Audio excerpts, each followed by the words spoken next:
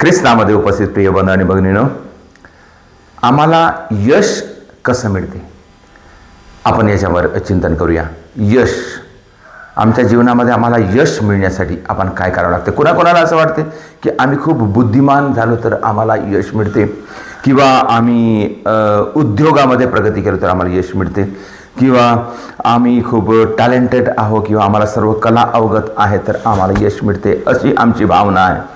परंतु प्रिय बंधू आणि भगिनींनो, खरं म्हणतं यश केवळ बुद्धी असल्याने, केवळ आम्ही उद्योगामध्ये प्रगती केल्याने, किंवा केवळ आम्हाला टॅलेंट असल्याने, कला अवगत असल्याने आपण यशाकडे जाऊ शकत नाही किंवा आम्हाला यश प्राप्त होऊ शकत नाही. तर आम्हाला देवाची कृपा फार गरजेची आहे. देवाच्या कृपेने आम्हाला यश मिळते. आम्ही करंथीकरास दुसरे पत्र अध्याय 12:9 मध्ये आम्ही वाचतो, प्रभू म्हणत आहे, माझी कृपा तुला पुरी आहे. आमच्या जीवनामध्ये प्रभूची कृपा आम्हाला राहणे फार गरजेचं आहे. तर प्रभूची कृपा जर आमच्या जीवनामध्ये असेल तर आम्हाला यश मिळते, प्रगती होते, आमचे प्रगतीकडे वाटचाल होते.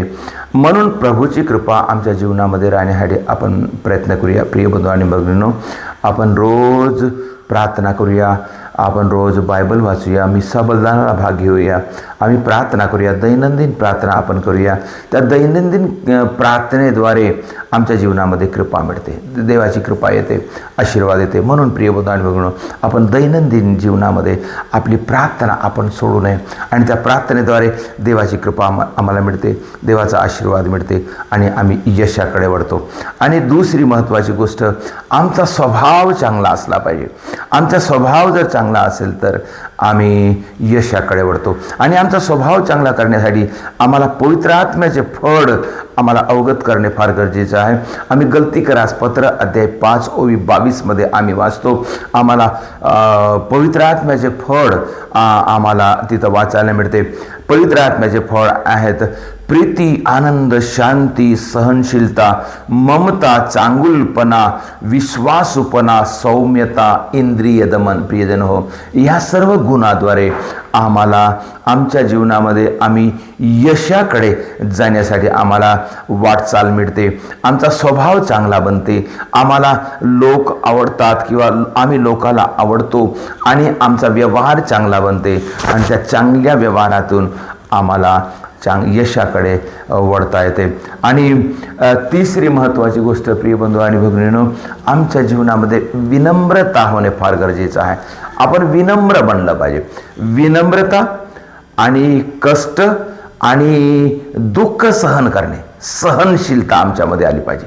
सहनशीलता, दुःख सहन केलं, दुःखातून आम्हाला यशाकडे जाता येते. आमच्या जीवनामध्ये दुःख आलं तर आम्हाला दुःखाला सहन करून आपण समोर गेल्याने आम्हाला यश मिळते. प्रियजनो, येशू ख्रिस्ताने आपल्या जीवनामध्ये दुःख सहन केले आणि तो यशस्वी झाला आणि आम्हाला मुक्ती मिळवून दिली, आमच्यासाठी स्वर्गाचे द्वार उघडून दिले. प्रियजन हो, या 3 गोष्टी आमच्या जीवनामध्ये नियमितपणे केल्याने आम्हाला देवाची कृपा मिळते.